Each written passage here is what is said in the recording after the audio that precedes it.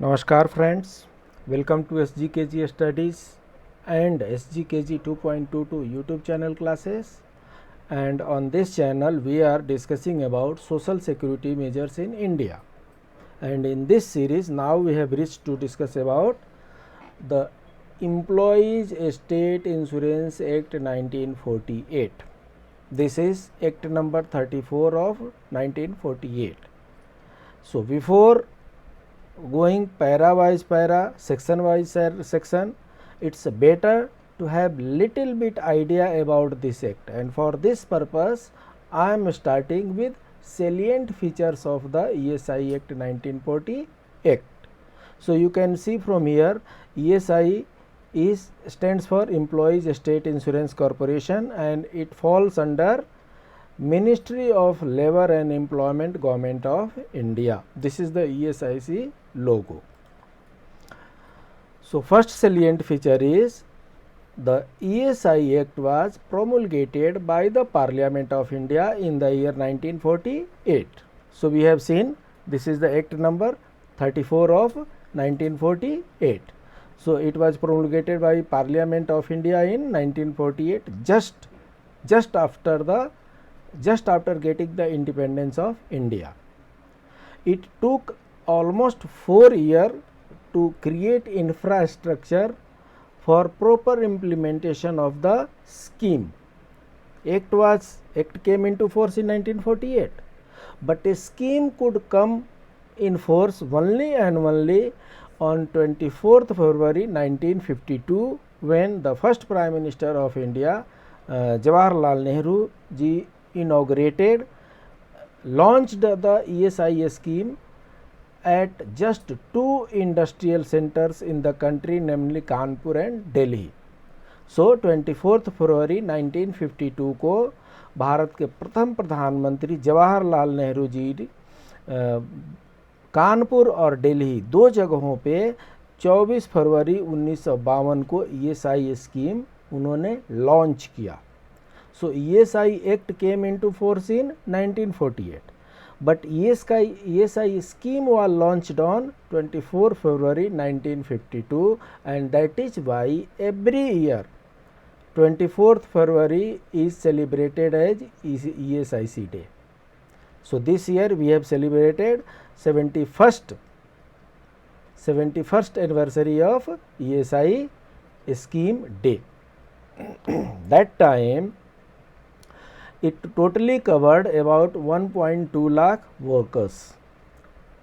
So in 1952 ESI covered only 1.2 lakh workers. Thereafter the scheme was implemented in a phased manner across the country with the active involvement of the state government. क्या होता है, ये जो हमारी scheme है, इस scheme में बहुत से ऐसे बेनिफिट हैं, मेडिकल बेनिफिट वगैरह, जिसमें हमें इंफ्रास्ट्रक्चर क्रिएट करने पड़ते हैं, जिसमें हमें स्टेट गवर्नमेंट से टाई अप करना पड़ता है, और इसलिए जहाँ जब जैसे इंफ्रास्ट्रक्चर बढ़ते गए, then and there ESIC scheme was implemented in phased manner from place to place, and as on date ESIC scheme is notified in 606 districts in 35 states and union territories with 3.39 crore insured persons. This data is as on 31st March 2021. So as on 31st March 2021, insured persons are 3.39 crore multiplied by 4 persons. So total number of beneficiaries are approximately 13.16 crore. So this is what we have started from 1.2 lakh to 3.39 crores as on 31st March 2021. Applicability. The ESI is applicable when any organization employs 10 or more person. जहाँ कहीं भी, वो सारे India में वो सारे organisation, company, partnership, चाहे जिस भी नाम से हो, अगर वहाँ पे 10 और 10 से ज़्यादा एम्प्लॉय काम कर रहे हैं और वो नोटिफाइड एरिया में है, तो वहाँ पर ESI एक्ट अप्लीकेबल होता है। This is regardless of the legal form of the entity, B it be limited liability company, partnership, proprietorship, trust, society, whatever name you can call, no problem. But if 10 or more persons are working, ESIC scheme is effective there. Compulsory, it's compulsory in nature. This ESIC scheme is for lower wage level employees. The intent of the ESI law is to ensure that organization extend health care benefits to the lower wage group employees and their dependents as they are economically vulnerable to health issues. Lower income group employees are defined under the act as those who earn less than 21,000 gross salary. Gross salary comprises of basic salary, dearness allowances, house rent and all other allowances. So वे दो condition हो गए इसके implementation के। एक तो वो organisation, institution, unit जहाँ पे 10 और उससे ज़्यादा एम्प्लॉयज़ काम करते हों, और दूसरा ये है कि सिर्फ वे ही और वे एम्प्लॉय इसमें कवर होंगे जिनकी salary as on date up to 21 less than 21,000। अगर लेस देन 21,000 सैलरी है तो वो सारे लोग ESIC के स्कीम में आते हैं। ये जो वेज सीलिंग है ये टाइम टू टाइम रिवाइज होता रहता है। इससे पहले लंबे समय तक 15,000 था, अभी 21,000 है। हो सकता है कि गवर्नमेंट फ्यूचर में इसको रिवाइज करके आगे भी बढ़ाए। सो ESIC एक्ट वहाँ पे लागू होता है जहाँ पे 10 लोग से ज़्यादा काम करते हैं, और उस इंस्टीट्यूशन में लागू होने के बाद से उन सारे एम्प्लॉयज़ पे लागू होता है जिनकी सैलरी 21,000 से कम हो। ESIC स्कीम जो है वो मैंडेटरी इन नेचर है। कोई एम्प्लॉयर ये नहीं कह सकता कि नहीं मुझे नहीं इम्प्लीमेंट करना, कोई एम्प्लॉय ये नहीं कह सकता कि नहीं मुझे नहीं कंट्रीब्यूट करना। It is compulsory in nature. हमने इससे पहले भी पढ़ा है कि इंटरनेशनल स्टैंडर्ड है सोशल सिक्योरिटी का, और उसमें जो सोशल इंश्योरेंस होता है, participation is compulsory, contribution is compulsory. So the existing veg limit for coverage under the act effective from 1 January 2017 is 21,000। सो 1 फरवरी 2017 से ये 21,000 है। इससे पहले ये 15,000 हुआ करता था। However for persons with disability this limit is 25,000 rupees. ये भी लिमिट रिवाइज होता रहता है। गवर्नमेंट का प्लान है कि पर्सन विद डिसेबिलिटी हैं इनका लिमिट ही ख़त्म कर दिया जाए। Let us see how it works. So ESIC scheme जो है इसमें कुछ बेनिफिट्स हैं। बेनिफिट्स जो है, benefits starts from medical benefit. Actually benefit यहाँ पर दो तरह के हैं, cash benefit, non cash benefit. जो नॉन कैश बेनिफिट है वो मेडिकल बेनिफिट है। कहने का मतलब कि अगर बीमार पड़ते हैं तो सेल्फ एंड फैमिली के लिए doctor, treatment, medicine, pathology lab, in treatment, admission, everything is cashless, cost free of cost है। यहाँ पर एक पैसे नहीं लगते हैं। हमारे ESI के डिस्पेंसरी हैं, ESIC के हॉस्पिटल हैं, वहाँ पर फ्री में ट्रीटमेंट होता है। जितने दिन तक ये डॉक्टर हमारे लिख करके देंगे उतने दिन तक का सैलरी हम पे करते हैं, उसको सिकनेस बेनिफिट कहते हैं। लंबे समय तक वो हो जाता है तो एक्सटेंडेड सिकनेस बेनिफिट कहते हैं।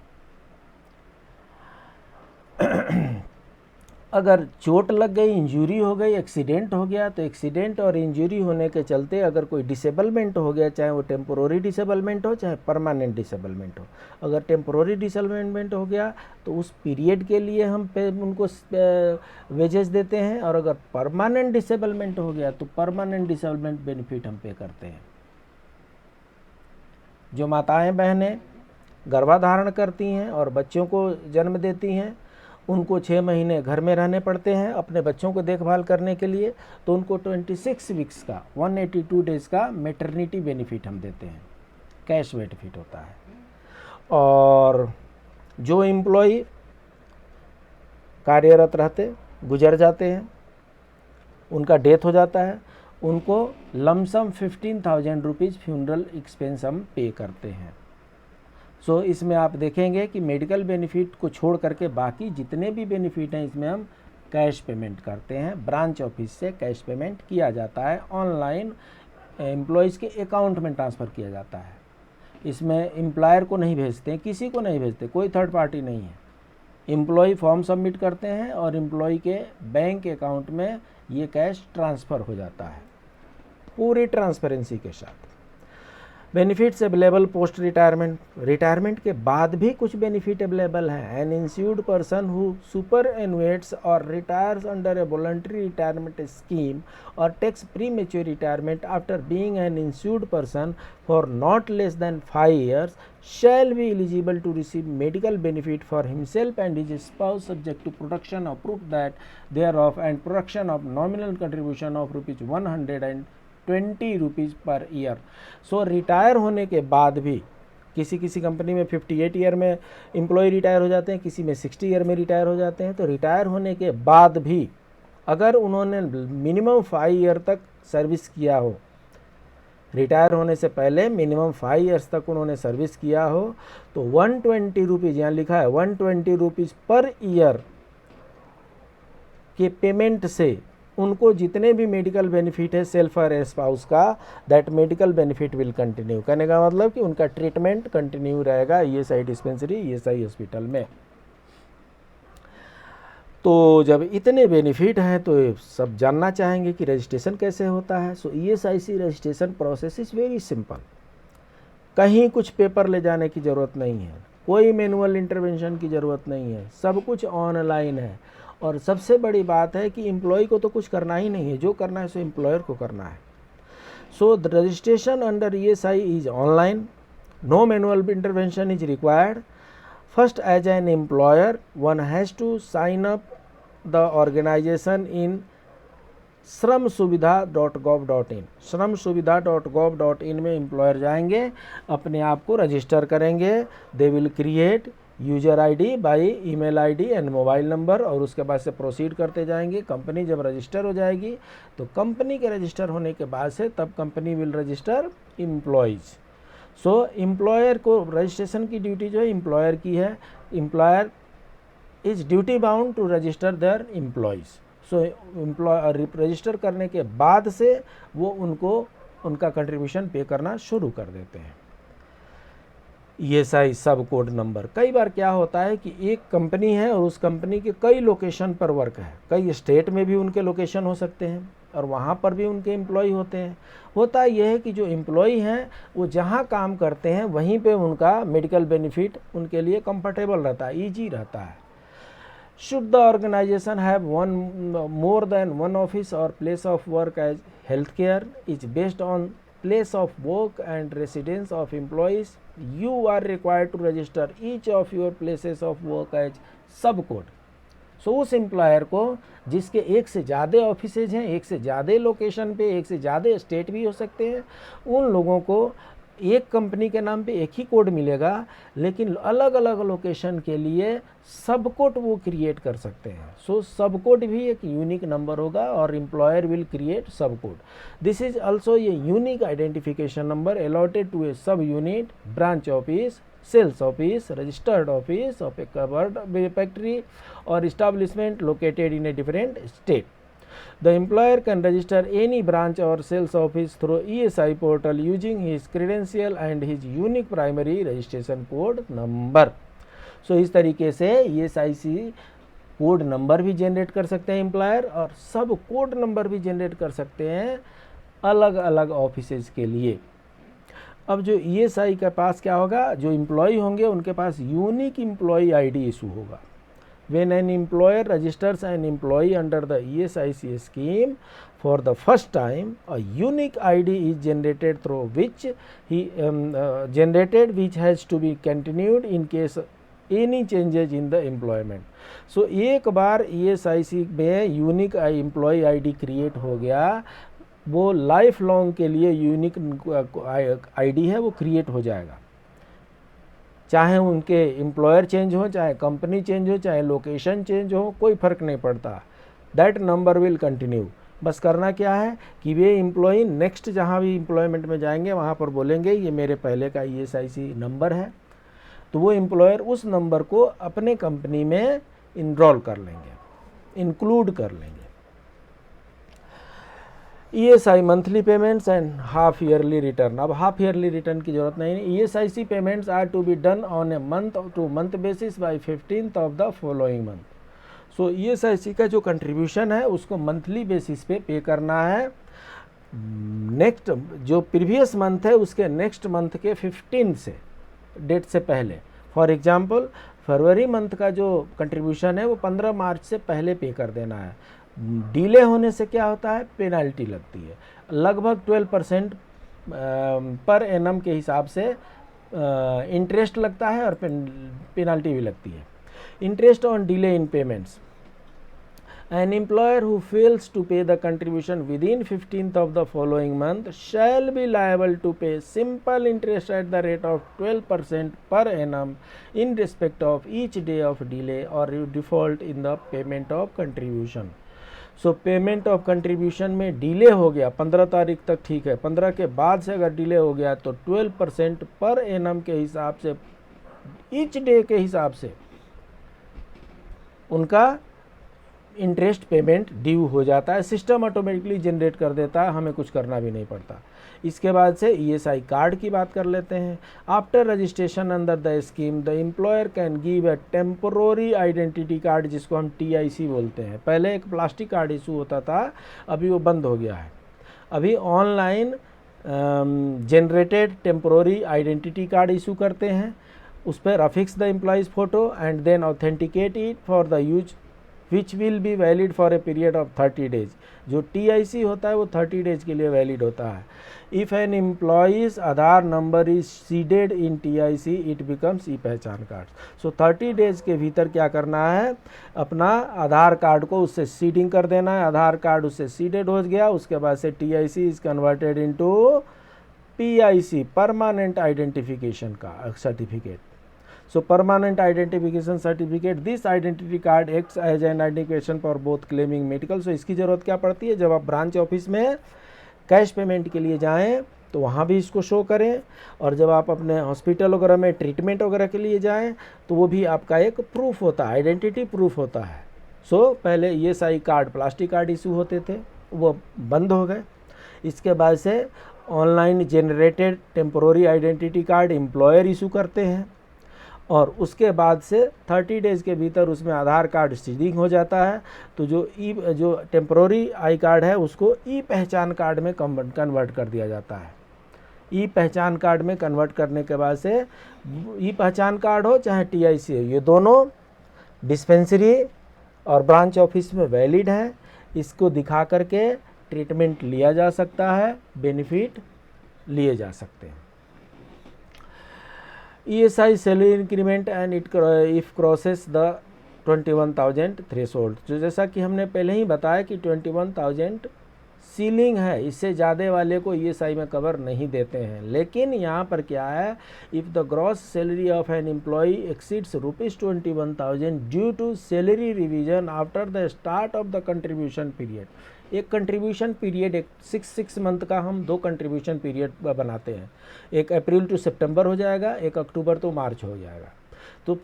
तो इसमें क्या कह रहे हैं, half yearly cycle being April to September और October to March.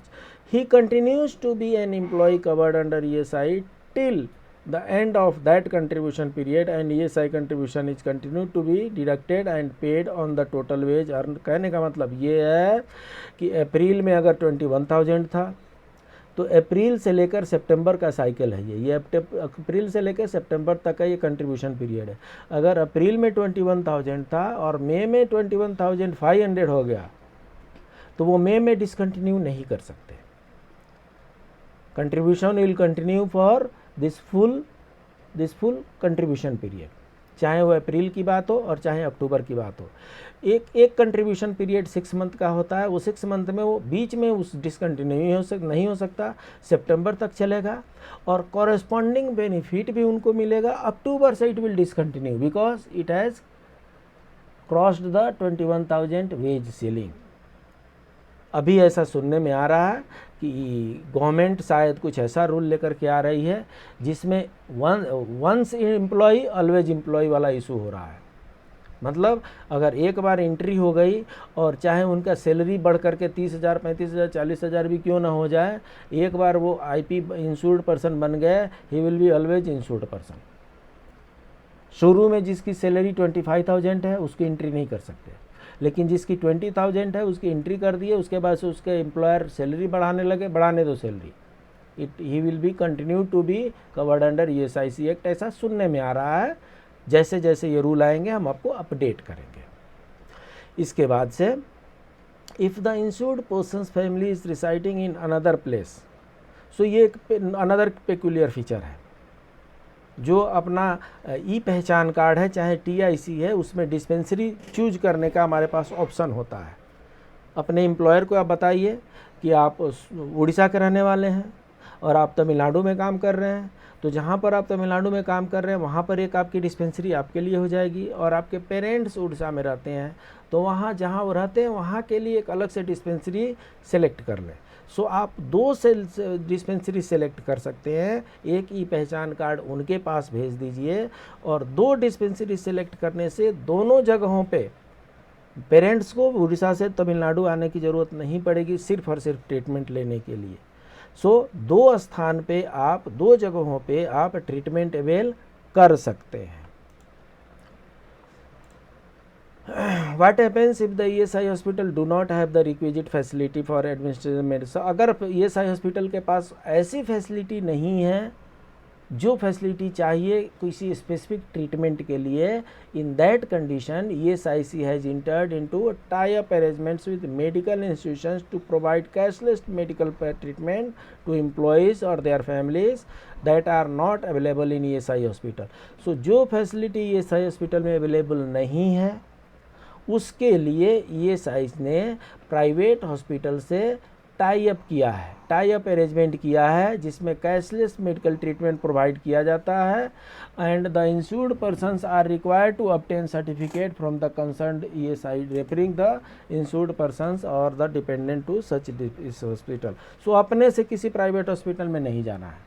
ESI hospital लिख करके देगी कि हमारे पास ये फैसिलिटी नहीं है और इसलिए हम सोन सो हॉस्पिटल में रेफ़र कर रहे हैं, तभी प्राइवेट हॉस्पिटल में जाना है, नहीं तो जो ESI डिस्पेंसरी है और जो ESI का हॉस्पिटल है उसी में ट्रीटमेंट लेने हैं, अपने से प्राइवेट हॉस्पिटल में नहीं जाना है।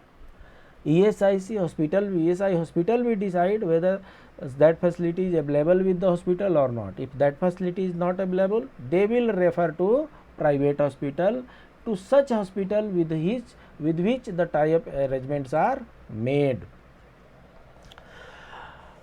अब नॉट अप्लीकेबिलिटी देख लेते हैं। This act ESIC act is not applicable to mines, railway running shed and specific seasonal factory.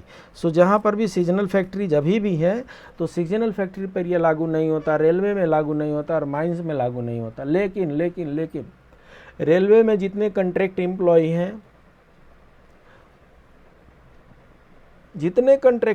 हैं, उन सब पर ये लागू होगा। जो रेलवे में जो टेम्परेरी एम्प्लॉय हैं उन पर ये लागू होता है, इसको ध्यान में रखना है।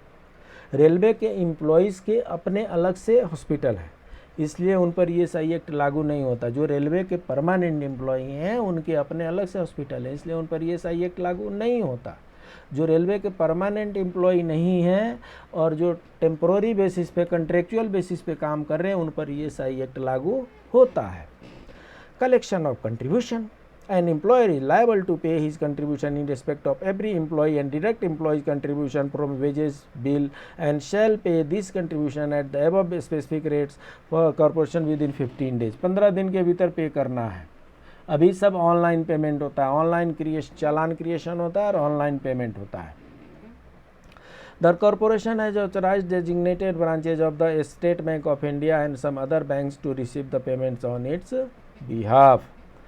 अब कंट्रीब्यूशन पीरियड और कैश बेनिफिट पीरियड यहाँ पर लिखा हुआ है। कंट्रीब्यूशन पीरियड अप्रैल टू सितंबर होगा और उसको 3 महीने का गैप दीजिए, अक्टूबर, नवंबर, दिसंबर। 3 महीने को गेस्टेशन पीरियड कहते हैं और उसके बाद से जनवरी से लेकर के जून तक उनका बेनिफिट पीरियड हो जाएगा। उसी तरीके से अक्टूबर से लेकर के मार्च तक आपका कंट्रीब्यूशन पीरियड हो गया, अक्टूबर से लेकर के फॉलोइंग ईयर ऑफ मार्च तक का जो है कंट्रीब्यूशन पीरियड हो जाएगा, और उसका 3 महीना जोड़ दीजिए, अप्रैल मई जून, और जुलाई से लेकर दिसंबर तक। कहने का मतलब कि बेनिफिट पीरियड जो है कैलेंडर मंथ के अनुसार चलता है। बेनिफिट पीरियड जो है ये कैलेंडर ईयर के अनुसार चलता है। कैलेंडर ईयर के अनुसार 6 मंथली कर दिया गया है। कैलेंडर ईयर क्या होता है? जनवरी से दिसंबर तक। तो जनवरी से जून तक हाफ और जुलाई से दिसंबर तक हाफ, सेकेंड हाफ। सो ये कैश जो बेनिफिट पीरियड है ये कैलेंडर ईयर पर चलते हैं, और जो कंट्रीब्यूशन पीरियड है इसको फाइनेंशियल ईयर से कोरिलेट कर दीजिए, समझना आसान रहेगा। So contribution period financial year से कोरिलेट कर दीजिए, हाफ ईयरली, और बेनिफिट पीरियड को कैलेंडर ईयर से कोरिलेट कर दीजिए, half yearly. So ESIC contribution rate, पहले जो ओल्ड रेट था वो उसमें employer 4.75% of the employ salary, employ का शेयर था 1.75%, टोटल 6.5% उनको पे करने पड़ते थे। ये जो नई गवर्नमेंट है, नए गवर्नमेंट ने इसको चेंज कर दिया है, और चेंज करके अब जो है एम्प्लॉयर शेयर जो है वो 3.25% हो गया है, और एम्प्लॉय शेयर जो है 0.75% हो गया है। टोटल अब 4 पॉइंट्स लगता है, 4% लगता है। पहले 6.5% कंट्रीब्यूशन था मंथली, अभी ओनली एंड ओनली 4% कंट्रीब्यूशन है। So the government of India has taken a historic decision to reduce the rate of contribution under the ESIC scheme from 6.5% to 4%. So पहले 4.75% लगता था जिसको 3.25% कर दिया गया, और पहले 1.75% लगता था जिसको 0.75% कर दिया है, और दिस इज इफेक्टिव फ्रॉम 1 जुलाई 19।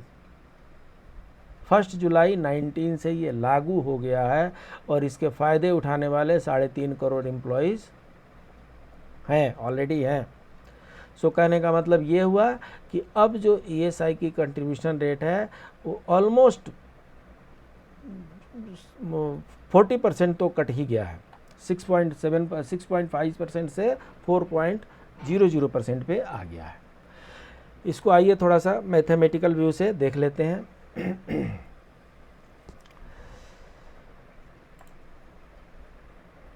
इसको समझना ऐसे है कि अगर किसी एम्प्लॉय का जो वेज है वो 10,000 रुपीज़ है, हम 10,000 रुपीज़ का एग्जांपल ले लेते हैं।